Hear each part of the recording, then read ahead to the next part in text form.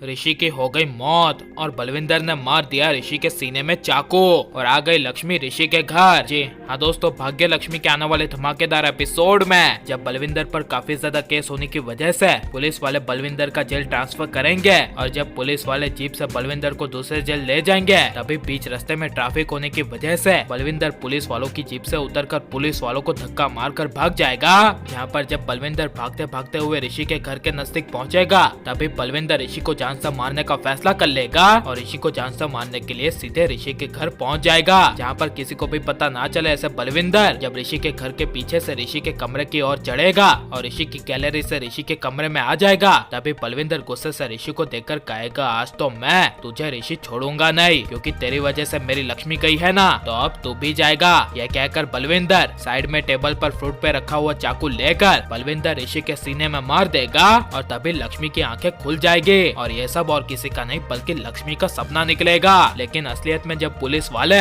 बलविंदर को दूसरी जेल में ले जा रहे होंगे तभी बलविंदर बीच रास्ते में असलियत में भाग जाएगा और हकीकत में ऋषि को जान से मारने के बारे में सोचेगा। लेकिन तभी वहाँ बलविंदर के पीछे पीछे पुलिस दौड़ती हुई आ जाएगी और दूसरा मेन इंस्पेक्टर बलविंदर को पकड़ लेगा और मार देगा बीच रास्ते में बलविंदर के चेहरे पर जोर से तमाचा और ले जाएगा मेन पुलिस वाला बलविंदर को दूसरे जेल। लेकिन सुबह होते ही जब लक्ष्मी अचानक से अपना सारा सामान पैक कर लेगी तभी चाची एंड नेहा को काफी बड़ा शौक लगेगा, जिस वजह से जब चाची एंड नेहा लक्ष्मी को कहेगी कि अब तू जा रही है, अब इस घर में एक का खाना नहीं बनाना होगा और अब तेरे जाने से खर्चा कम होगा, लेकिन लक्ष्मी तू ये बता कि तू जा कहाँ रही है। तब ये सब चाची के मुंह से सुनकर लक्ष्मी को काफी बड़ा शौक लगेगा, लेकिन लक्ष्मी कहेगी मैं जा रही हूँ ऋषि के घर, जिस वजह से जब लक्ष्मी अपना सारा सामान पैक करके ऋषि के घर के लिए निकल जाएगी और ऋषि के घर पहुँचेगी तभी लक्ष्मी को ओबरॉय हाउस के दरवाजे पर देखकर ऋषि के पापा और ऋषि की माँ सबके होश उड़ जाएंगे और ऋषि के पापा लक्ष्मी को घर के अंदर बुलाने के लिए लक्ष्मी को खुद अंदर घर के अंदर लाने के लिए